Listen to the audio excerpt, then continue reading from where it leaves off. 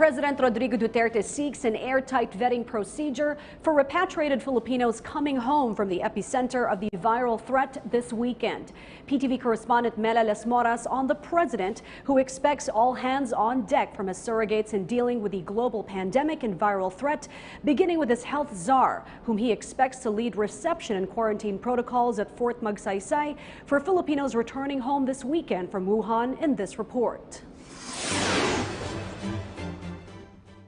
Malacanang Palace assured all safeguards are now in place to contain the 2019 novel coronavirus acute respiratory disease in the country.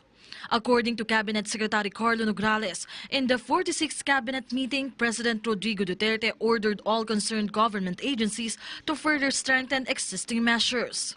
He also instructed Health Secretary Francisco Duque III to personally take charge on the arrival of the initial batch of repatriated Filipinos on Saturday from China, to include their conveyance or transfer to Fort Magsaysay in Nueva Ecija, where they will be quarantined for a fortnight. Nograles said even the president himself wants to go there to personally assure the safety of our countrymen. Incidentally, when we bring the repatriated Filipinos back home, the president directed the Secretary of Health, Secretary Duque, to be there to receive the repatriated Filipinos.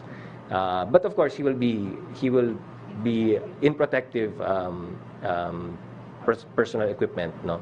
So naka-protective gear siya, and then he will just supervise and manage the transportation, ensure that maganda yung pag-receive sa mga kababayan natin mga Pilipino and their transportation to Fort Magsaysay in Nueva Ecija. The president wants to be there. He'd like to be there on Saturday. He'd like to be there, but tingnan muna natin sa PMS and sa PSG, no?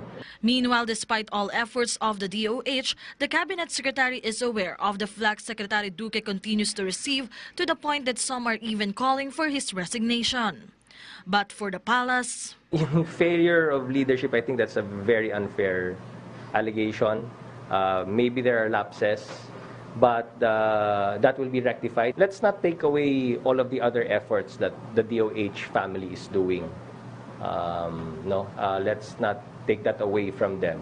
Mahirap yung trabaho na ginagawa nila. The president is still has his trust and confidence kay Secretary Duque. In a separate statement, presidential spokesperson Salvador Panelo also shared other nCoV information discussed during the cabinet meeting.